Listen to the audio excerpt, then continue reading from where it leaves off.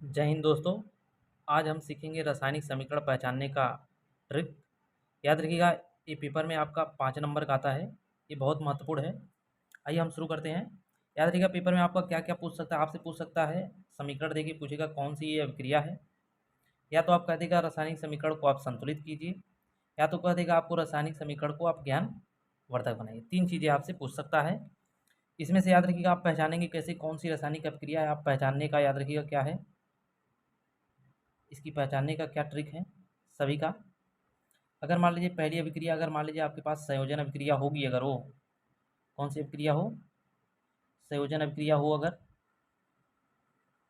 अगर मान लीजिए आपके पेपर में संयोजन अभिक्रिया दे रखा हो और आपसे पूछे वो संयोजन अभिक्रिया है या फिर कोई और है, तो आप कैसे पहचानेंगे संयोजन अभिक्रिया का क्या ट्रिक है।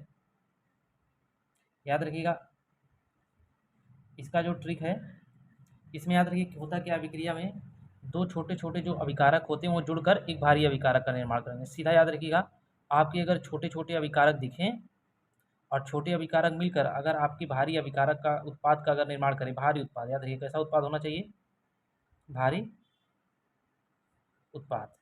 और कुछ भी नहीं बचेगा, याद रखिएगा सिर्फ छोटे छोटे अभिकारक होंगे। इधर अब अभिकारक कर सकते हैं, इधर अभिकारक होंगे छोटे छोटे और उधर जाके भारी आपका उत्पाद मिलेगा। ठीक, इससे आप पहचान जाएंगे क्या है वो, संयोजन अभिक्रिया। अगर मान लीजिए आपके पेपर में वियोजन अभिक्रिया दिया रहे, कौन सी अभिक्रिया दिया रहे, वियोजन अभिक्रिया दिया रहे, तो ठीक इसी का उल्टा हो जाएगा। आपको याद रखिए जो उत्पाद मिलेंगे आपको छोटे छोटे उत्पाद मिलेंगे, छोटे छोटे उत्पाद रहेंगे, और इधर आपका जो अभिकारक रहेगा वो भारी रहेगा। याद रखिए उत्पाद कैसा रहेगा, आपका छोटा छोटा रहेगा, उत्पाद आपका छोटा छोटा प्राप्त होगा, और जो अभिकारक होगा आपका भारी होगा। ठीक है। अगर मान लीजिए आपसे वियोजन पूछे, वियोजन में याद रखिए आपका 3 वियोजन पढ़ेंगे आप। आपका अगर जल, अगर मान लीजिए उष्मा कहेगा, उष्मा वियोजन, तो तीर के ऊपर उष्मा लिखा रहेगा। ठीक, अगर मान लीजिए आपको जल लिखा, जल कहेगा तो जल, ऐसे मान लीजिए तीर है, तीर के ऊपर ऐसे इस प्रकार उष्मा लिखा रहेगा। जल रहेगा, जल तो जल लिखा रहेगा। वैसे जल आप लोगों में नहीं है तो आप जल वाले पे ध्यान नहीं देंगे। आप इसके सिवाय तीसरा अगर मान लीजिए आपसे पूछेगा प्रकाश, तो जाहिर सी बात है प्रकाश आपके तीर के ऊपर रखा रहेगा। लेकिन ये कोई ज़रूरी नहीं है, याद रखिएगा। लेकिन इसमें ध्यान देना है प्रकाश आपका, लेकिन एक घटना आप आएगी प्रकाश संश्लेषण, क्या आएगी, प्रकाश संश्लेषण। जो इसका पालन नहीं करेगा, प्रकाश तो लिखा रहेगा लेकिन वो प्रकाश अपघटन नहीं रहेगा, ध्यान दीजिएगा। चलिए ठीक है, अगला अगर मान लीजिए चौथा है, चौथा इसके ऊपर अगर मान लीजिए आपका लिखा रहे विद्युत लिखा रहे, तो कौन सा अपघटन होगा, विद्युत अपघटन। तो इस प्रकार 3 अपघटन हो सकता है। उष्मा लिखा रहेगा तो उष्मा अपघटन, अगर प्रकाश लिखा होगा तो प्रकाश अपघटन, जल विद्युत लिखा हो तो विद्युत अपघटन। ठीक, और मान लीजिए आपको पहचानना हो तीसरी चीज़, अगर मान लीजिए विस्थापन अभिक्रिया हो, कौन सी अभिक्रिया हो, विस्थापन अगर अभिक्रिया हो, तो विस्थापन अभिक्रिया का क्या पहचान का ट्रिक है। इसको पहचानने के लिए सीधा याद रखिएगा, इसमें कोई कम क्रियाशील रहता है, एक आपका याद रखिएगा, एक आपका अधिक क्रियाशील रहेगा, अधिक क्रियाशील कोई तत्व रहेगा, और दूसरा आपका कम क्रियाशील वाला यौगिक रहेगा। कम क्रियाशील तत्व वाला क्या होगा, कम क्रियाशील का एक, क्रियाशील का, क्रियाशील का एक यौगिक रहेगा। ठीक है, एक यौगिक रहेगा। और क्या करता है विस्थापन में, याद रखिएगा जो अधिक वाला होता है वो कम वाले जो होते हैं कम क्रियाशील जो तत्व होता है उसका जगह ले लेता है। मतलब कि यहाँ पर स्थान का अदली बदली होगा। स्थान का क्या होगा, सीधा सीधा पहचान समझिए। ट्रिक क्या है इसमें, स्थान का अदली बदली। ठीक, अगर स्थान आपको बदला हुआ लगे, याद रखिएगा वो कौन सा है, विस्थापन अभिक्रिया। ठीक, आपको सीधा सीधा याद रखना, स्थान का बदला हुआ लगना चाहिए आपको। अगर स्थान बदला हुआ लगे तो समझिए कौन सी क्रिया है, विस्थापन। अगर मान लीजिए चौथी चीज़, चौथा अगर आपसे पूछेगा, आपसे पूछ सकता है उष्मा छेपी, उष्मा छेपी, तो जाहिर सी बात है छेपी शब्द में ही आपको दिख रहा है। छेपी का मतलब क्या है, फेंकना, छेपी फेंकना, फेंकना समझिए। फेंकना मतलब क्या, उष्मा फेंकेगा, क्या फेंकेगा, उष्मा। फेंकने का मतलब निकलेगा, अगर उष्मा निकले, अगर प्लस लगा के उष्मा लिखा हुआ है तो वो कौन सी क्रिया होगी, उष्मा छेपी। अगर मान लीजिए पाँचवा, अगर आपसे पूछे उष्मा शोषी, उष्मा शोषी अगर पूछे, तो उष्मा शोषी का मतलब क्या होता है, उष्मा आपको सोखेगा। शोषी का मतलब सोखेगा, सूखेगा मतलब कि ग्रहण करेगा, इसका मतलब आपको ऊष्मा लिखा रहेगा, लेकिन ऊष्मा इस बार ग्रहण करेगा। क्या करेगा? ग्रहण करेगा। ये चीज़ आपको प्लस में लिखी हुई आएगी और ये चीज़ आपका माइनस में लिखा रहेगा, ये बात ध्यान देंगे, ठीक। अगर प्लस वाला है तो आपका ऊष्मा छिपी, अगर माइनस वाला है तो ऊष्मा शोषी। छठवां चीज़ आपका आएगा अपचयन और उपचयन। इसको बहुत ध्यान देना, बहुत ही थोड़ा फसाऊ है, लेकिन आप अच्छे से ध्यान देंगे तो याद हो जाएगा। अपचयन, अपचयन को ही आप ऑक्सीकरण भी कह सकते हैं। क्या कह सकते हैं इसको? ऑक्सीकरण भी कह सकते हैं इसको आप ऑक्सीकरण भी कह सकते हैं, ऑक्सीकरण, ठीक। इसके साथ साथ इसको आप अपचायक भी कह सकते हैं, इसको आप अपचायक भी कह सकते हैं, अपचायक भी कह सकते हैं। इसका मतलब 3 नाम है, मतलब कि आप इसको क्या कह सकते हैं? उपचयन, या फिर कहिए ऑक्सीकरण, या फिर कहिए आप अपचायक। इसका होता क्या, पहचान क्या है, सीधा सीधा याद रखिएगा। इसमें इसमें आपका अगर कहीं भी लगे आपको ऑक्सीजन, ऑक्सीजन की आपका क्या हो रहा हो, हानि हो रही हो, क्या हो रही हो, हानि। अगर मान लीजिए अभिक्रिया में हानि नहीं नजर आया तो आप सीधा दूसरा क्या पहचान करेंगे, अगर उसमें हाइड्रोजन का अगर योग हो रहा हो, हाइड्रोजन का क्या हो रहा हो, योग हो रहा हो, तो और क्या आप तब कहेंगे, और कौन सी अभिक्रिया है, उपचयन या ऑक्सीकरण या अपचायक अभिक्रिया। तीनों में से कोई भी नाम हो सकता है आपके ऑप्शन में, ठीक है।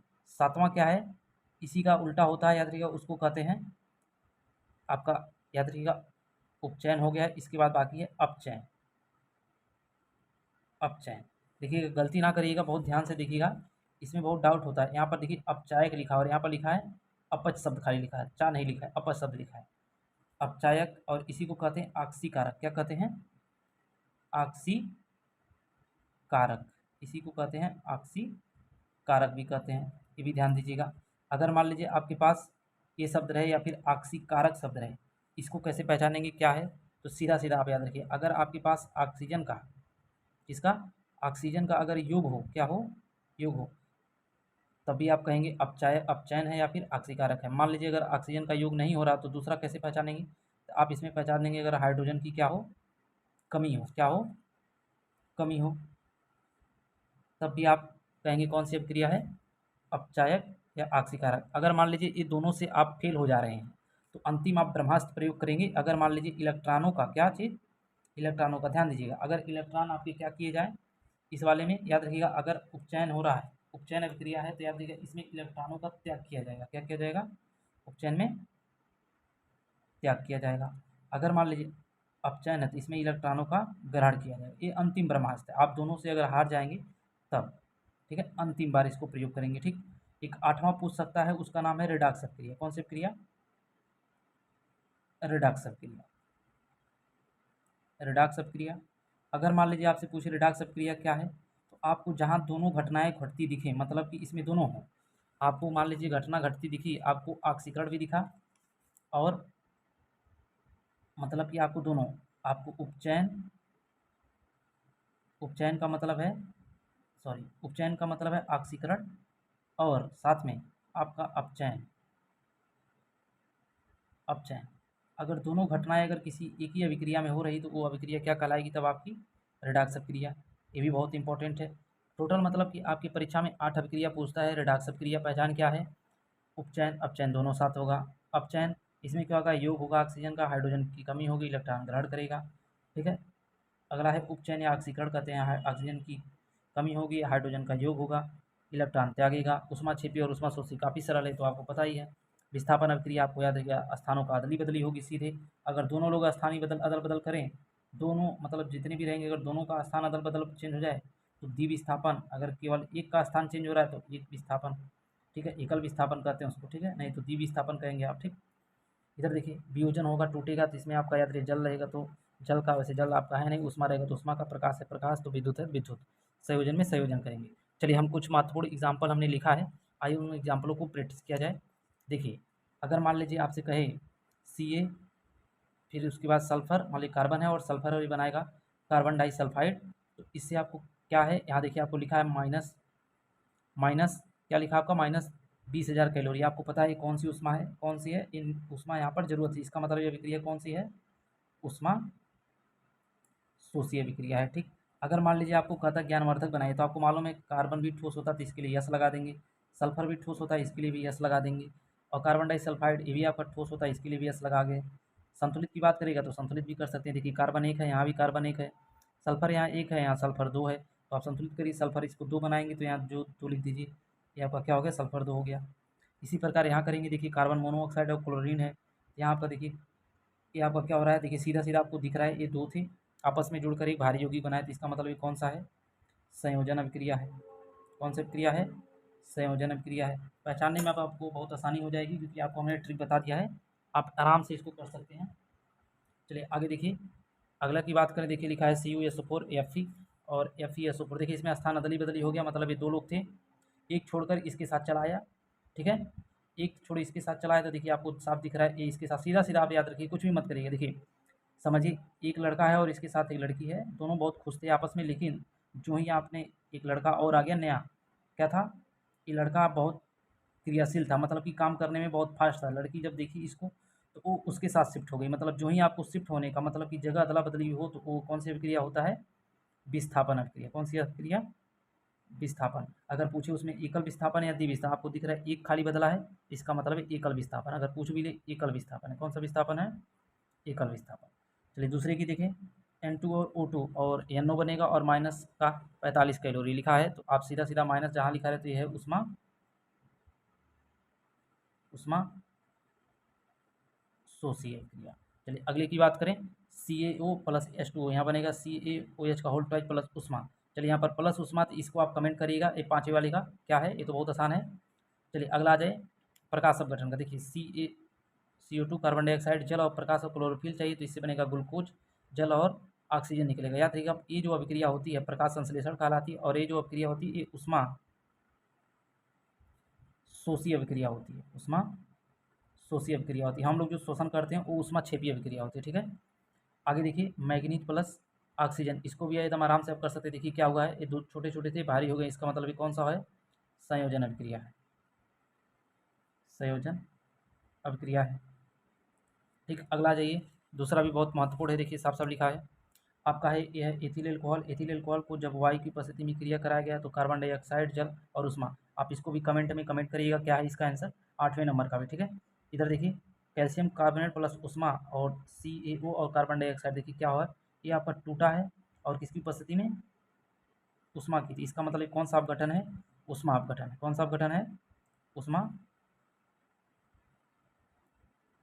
अपघटन है, ठीक है। अगला आ जाइए Na प्लस Cl2, देखिए आपका जुड़ा हुआ है, ये आपका, इसको भी कमेंट करिएगा क्या है इसका आंसर। चलिए आगे जाइए NH4Cl, ये देखिए प्लस और माइनस में टूटा है, इसका मतलब जब भी आपको प्लस या माइनस ऊपर लिखा हुआ है तो सीधा सीधा आंसर याद रखिए, क्या करिएगा आप, ये विद्युत वियोजन है। कौन सा वियोजन है, दोनों का दोनों विद्युत वियोजन है, विद्युत वियोजन है, आप इसको अपघटन भी कर सकते हैं। चलिए आगे आ जाइए NH3 है, देखिए आगे है आपका NH3, सॉरी NH2 और NH2 जुड़कर NH3 बना, ये भी आप कमेंट करिएगा इसका क्या होगा आंसर, काफ़ी आसान है। चलिए आगे आ जाइए C2O4 और H2, ये भी देखिए जुड़कर आपस में क्या हो गया है, ये भी आप कमेंट कर सकते हैं क्या है, संयोजन है या फिर वियोजन, बहुत आसान है। चलिए अगला देखिए BaCl2 Na2SO4, ये है BaSO4 और NaCl, मतलब कि ये वाला इसके साथ चला आया, ये वाला इसका साथ चलाया, मतलब 2 मित्र थे, इसकी शादी क्लोरीन के साथ हुई थी और इसकी शादी सल्फेट के साथ हुई थी, मतलब बेरियम की शादी क्लोरीन के साथ और सोडियम की शादी सल्फेट के साथ। एक दिन इन्होंने प्लान बनाया कि लाइए जगह क्या कर लिया जाए, इन दोनों का जगह अदली बदली की, मतलब इन्होंने अपनी बीवियों का जगह अदल बदल किया, तो जगह अदल बदल किया तो क्या हो गया, देखिए सल्फेट बेरियम के साथ आ गया और सोडियम क्लोरीन के साथ आ गया, ठीक है। अच्छे से इसको याद ध्यान दीजिएगा।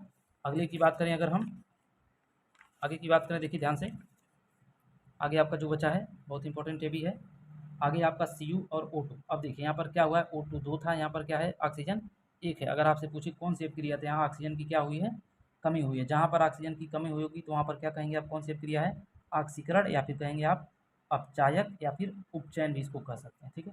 जो आपका मन करे वो कहिएगा, तीनों में से आप अपचायक, ऑक्सीकरण भी कह सकते हैं, कोई दिक्कत नहीं। यहाँ देखिए जिंक प्लस हाइड्रोजन सल्फेट और जिंक सल्फेट और हाइड्रोजन, यहाँ भी देखिए क्या हुआ है, जगहों का क्या हुआ है, अदला बदली। आप इसको कमेंट करिएगा इसका क्या होगा आंसर, ठीक है।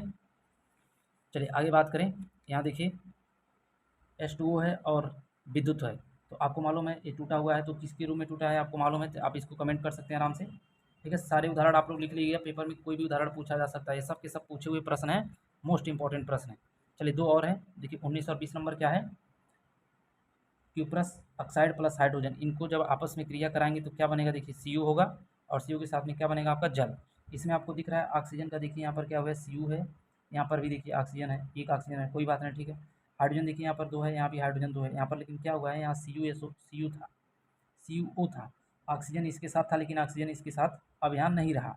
इसका मतलब जब ऑक्सीजन की यहाँ पर कमी हुई है, Cu किसमें क्या हुआ है, ऑक्सीजन की कमी हुई। जब भी कमी हो तो उसको क्या कहेंगे आप, उपचयन हुआ है। क्या हुआ है, उपचयन कहिए, चाहे अपचायक कहिए, चाहे ऑक्सीकरण कहिए। अब देखिए ऑक्सीजन का एक साथ जुड़ाव हो गया है, और जहाँ पर ऑक्सीजन का जुड़ाव हो तो वहाँ क्या कहेंगे आप, उपचयन कहेंगे। चलिए एक नीचे वाला है, आप नीचे वाले को कमेंट करिएगा जरूर, भूलिएगा मत। कौन सी अभिक्रिया, देखिए zinc oxide plus carbon, zinc और फिर कार्बन मोनोऑक्साइड, ठीक है।